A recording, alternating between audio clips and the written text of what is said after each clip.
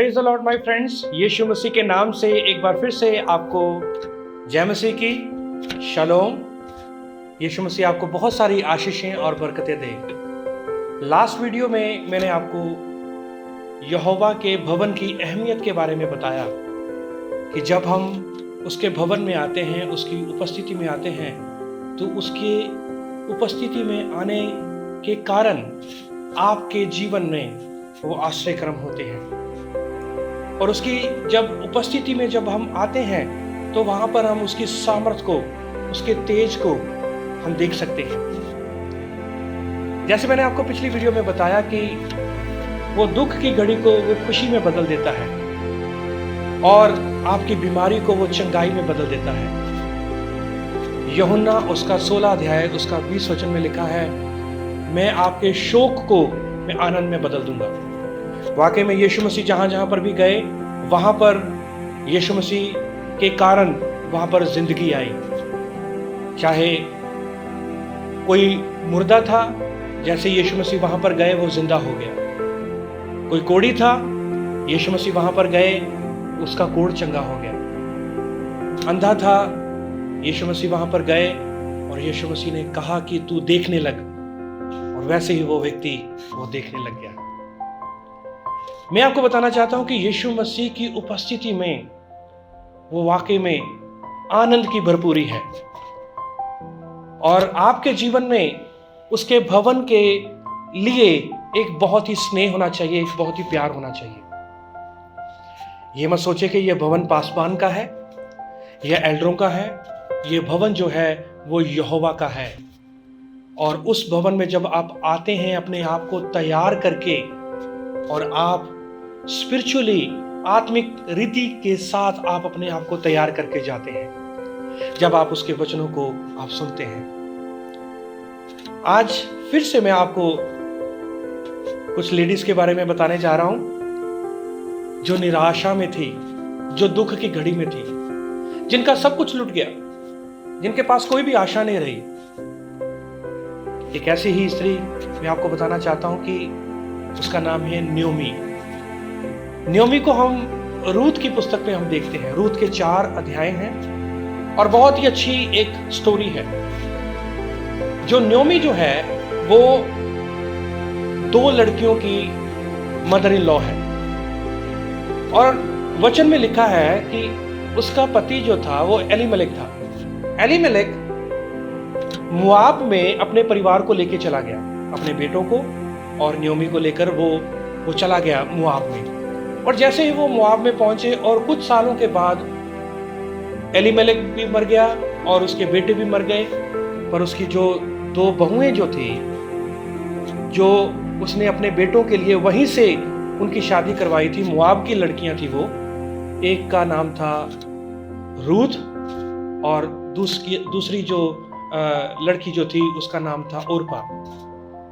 और जैसे ही ये सारी परिस्थितियां न्योमी के जीवन में आईं, आप सोचें जिसका पति भी मर जाए, आप सोचें जिसके बेटे भी मर जाएं, उस औरत का हाल क्या होगा। निराशा में और बहुत ही दुख की घड़ी में उसकी जिंदगी जो थी वो बीत रही थी। पर न्योमी ने एक डिसीजन लिया, एक निर्णय लिया। वो ये निर्णय था, I will go back to my country. मैं अपने देश में मैं वापस जाऊंगी। उसने रूत के साथ और ओरपा के साथ बात करी कि तुम अपने अपने घरों में जाओ। और जो ओरपा जो थी वो तो अपने जो है वापस जाने के लिए तैयार हो गई। उसने कहा 15 वचन में, 1 अध्याय उसका 15 वचन में रूत की, तब उसने कहा, न्योमी ने कहा, देख तेरी जेठानी तो अपने लोगों और अपने देवताओं के पास लौट गई है, इसलिए तू अपनी जेठानी के पीछे लौट जा। ये न्योमी ने ये प्रस्ताव रखा क्योंकि न्योमी जो थी वो तो लुट-पुट गई थी। उसके बेटे मर गए, उसका पति मर गया, निराशा में थी।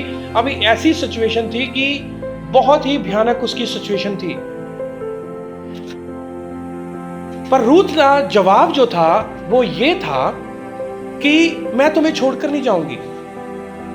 रूत बोली, तू मुझसे ये विनती कर कि मुझे त्याग या छोड़कर लौट जा, क्योंकि जिधर तू जाए उधर मैं जाऊंगी, जहां तू टिके मैं वहां टिकूंगी, तेरे जो लोग हैं वो मेरे लोग होंगे, और जो तेरा परमेश्वर है, तेरा इलोहिम है, वो मेरा इलोहिम होगा, और जहां तू मरेगी वहां पर ही मुझे भी मिट्टी दी जाएगी। कितना बड़ा समर्पण उस रूत का, जिसने इस बात को कहा। और ये मैं आपको बताना चाहता हूं कि रूत जो थी वो यहूदी नहीं थी, शी वाज जेंटाइल, वो अन्य जाति थी। पर रूत ने अपने आप को न्योमी के साथ जोड़ लिया, क्योंकि न्योमी ने डिसाइड किया, she took the decision that I will go back to my country, मैं अपने देश में वापस जाऊंगी। आप जब पढ़ेंगे, लिखा है 19 वचन में कि वह दोनों चल निकली और बैतलहम पहुंची। कहां पर पहुंची वो? Bethlehem. Praise the lord. Bethlehem जो है, आपको पता है कि बैतलहम में किसने जन्म लिया था? बैतलहम में यीशु मसीह ने जन्म लिया था। बैतलहम में जो चरवाहे जो थे वो भेड़ों की रखवाली करते थे। बैतलहम की जो हिस्ट्री है वो बहुत ही जबरदस्त है। बैतलहम कोई मामूली कोई जगह नहीं है, वहां पर इस संसार के, दुनिया के मुक्तिदाता ने वहां पर जन्म लिया। और बैतलहम का मतलब पता क्या है? बैत का मतलब है घर, और लेखम का मतलब है रोटी। हम इंग्लिश में बोलते हैं बैतलहम, पंजाबी या हिंदी में और लैंग्वेजेस में बोलते हैं बैतलहम, पर जो ओरिजिनल जो भाषा जो है जिसमें बाइबल को लिखा गया वो इब्रानी भाषा, और इब्रानी भाषा में बैत को बोलते हैं घर, और लेखम को बोलते हैं रोटी। तो वो उस घर में वापस आई, उस रोटी के घर में वापस आई, जिस रोटी के घर को न्योमी जो थी वो छोड़कर गई थी। यानी कि उन्होंने यहोवा के उपस्थिति को छोड़कर वो चली गई। कौन? न्योमी और उसका हस्बैंड और उसके बेटे, उन्होंने बैतलहम को छोड़ दिया, उन्होंने यरूशलेम को छोड़ दिया, क्योंकि बैतलहम यरूशलेम पास पास में है और इज़राइल में है। उन्होंने इज़राइल को छोड़ दिया क्योंकि शायद वो भूल गए कि यहोवा हमारा यहोवा है, और जो इज़राइलियों का यहोवा है, और उसकी वाचा इज़राइलियों के साथ बनी हुई है। और चाहे बैतलहम में अकाल भी आ जाए, चाहे यरूशलेम में कुछ भी प्रॉब्लम हो जाए, पर यहोवा अपने लोगों को वो संभाल के रखेगा। पर वो एलीमेलेक वो अपनी फैमिली को लेकर के वो चला गया था मुआब में। मुआब पता किसकी तस्वीर है? मुआब जो है वो पाप की तस्वीर है, वो गुलामी की तस्वीर है। वहां के देवी देवता बहुत सारे थे जिनके पीछे वो ओरफा जो चली गई थी। और जैसे ही रूत ने अपने आप को बैतलहम के साथ जोड़ा, यहोवा के भवन के साथ जोड़ा, मैं आपको बताना चाहता हूं, राजा उसकी जिंदगी में आ गया। Praise the Lord. King arrived in her life. King उसकी जिंदगी में आया। किंग कौन था? बॉयज जो है वो यीशु मसीह की तस्वीर है।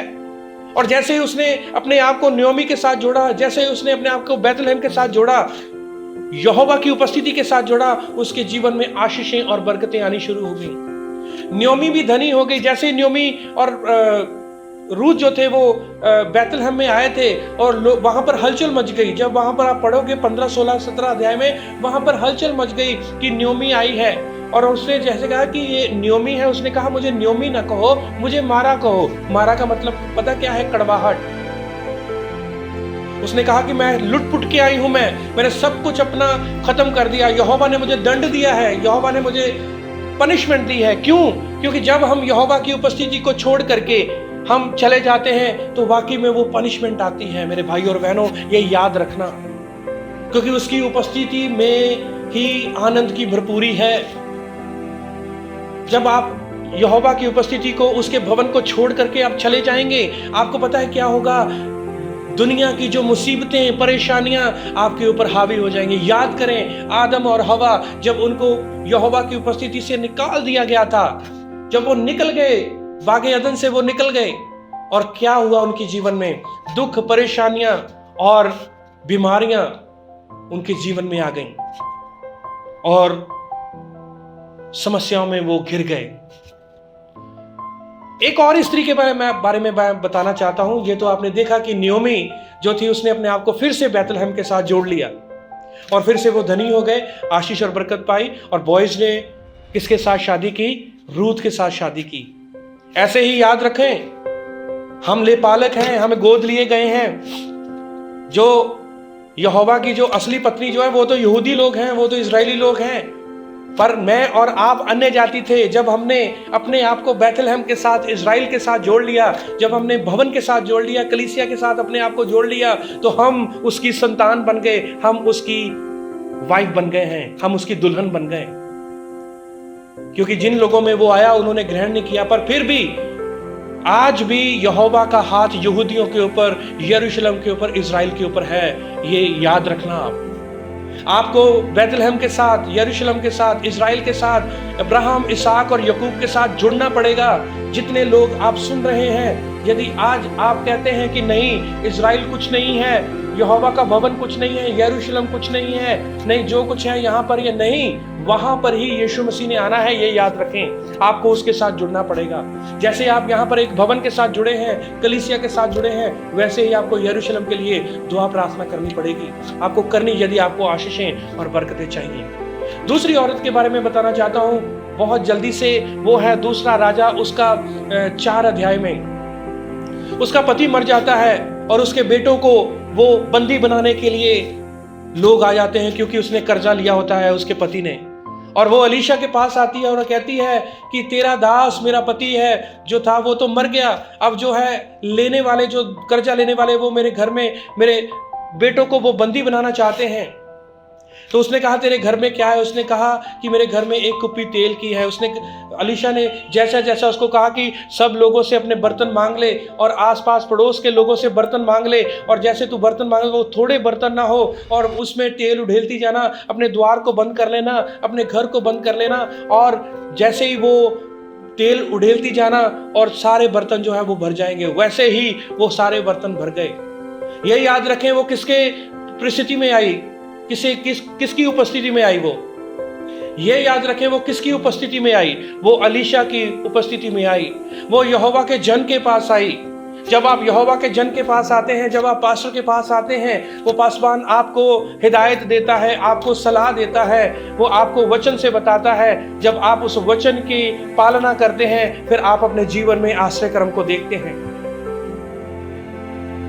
ये मैं आपको मेरे भाई और बहनों, ये बहुत ही एक जो अद्भुत बात बताना चाहता हूँ कि जब आप यहोवा के भवन में आते हैं, उस भवन की अहमियत को समझते हैं, अपनी कलीसिया के जिसके साथ आप जुड़े हुए हैं, जब आप उसकी अहमियत को समझते हैं, तब आपको वहाँ पर इंस्ट्रक्शन मिलती है, सुझाव मिलता है, यहोवा का वचन मिलता है, आपको आगे बढ़ने के लिए एक प्रेरणा मिलती है। और यीशु मसीह कहते हैं आपको, मेरी बेटी, मेरे बेटे, मत डर, मैं तुम्हारे साथ हूँ, आगे बढ़।